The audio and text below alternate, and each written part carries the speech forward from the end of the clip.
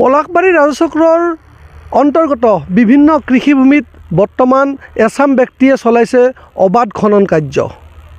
আমি সজমিন তদন্তৰ খাতিৰত আজি পলাশবাৰী ৰাজচক্ৰৰ অন্তৰ্গত বিভিন্ন কৃষিভূমিত আমি বৰ্তমান উপস্থিত আছোঁ। বৰ্তমান আমি মিৰ্জাৰ পৰা যি লোহাৰঘাট সংলগ্ন পথ আছে, এই পথৰ দাঁতিত যিবিলাক কৃষিভূমি আছে, এই কৃষিভূমিত কেনেধৰণৰ খনন কাৰ্য চলাইছে আমি আনখন স্ক্ৰীণত দেখুৱাবলৈ চেষ্টা কৰিছোঁ। অনুৰূপভাৱে মিৰ্জাৰ যি ৰেল ষ্টেচন আছে, তিনিআলি মণিআলি পথাৰৰ যি ৰেল ষ্টেচন আছে, তিনিআলি মণিআলি পথাৰত এছাম ব্যক্তিয়ে দিনে নিশাই চলাইছে অবাধ খনন কাৰ্য। আমি আনখন স্ক্ৰীণত দেখুৱাবলৈ চেষ্টা কৰিছোঁ। এয়া চাওক কেনেধৰণে তেওঁলোকে খনন কৰিছে।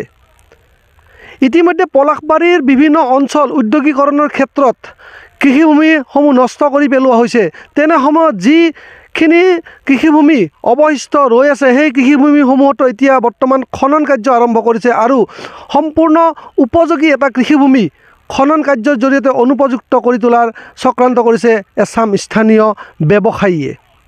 দিনে নিশাই গধুৰ ডাম্পাৰ আৰু জেচিপিৰে খনন কাৰ্য চলাই গৈছে এইসমূহ কৃষিভূমিৰ ওপৰত।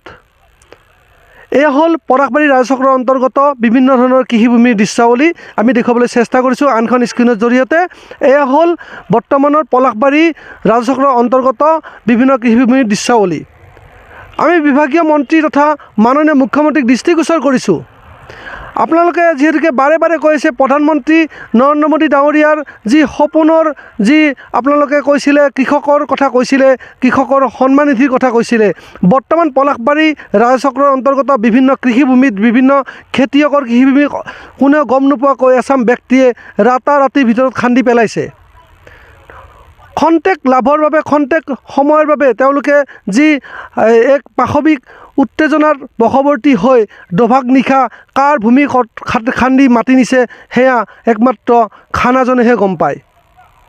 আজি পলাশবাৰী ৰাজচক্ৰৰ অন্তৰ্গত বিভিন্ন কৃষিভূমিত যি খনন কাৰ্য অব্যাহত ৰাখিছে, অদূৰ ভৱিষ্যতে পলাশবাৰীত কোনো ধৰণৰ কৃষিভূমি যে নাথাকিব সেয়া ধ্ৰুৱ সত্য।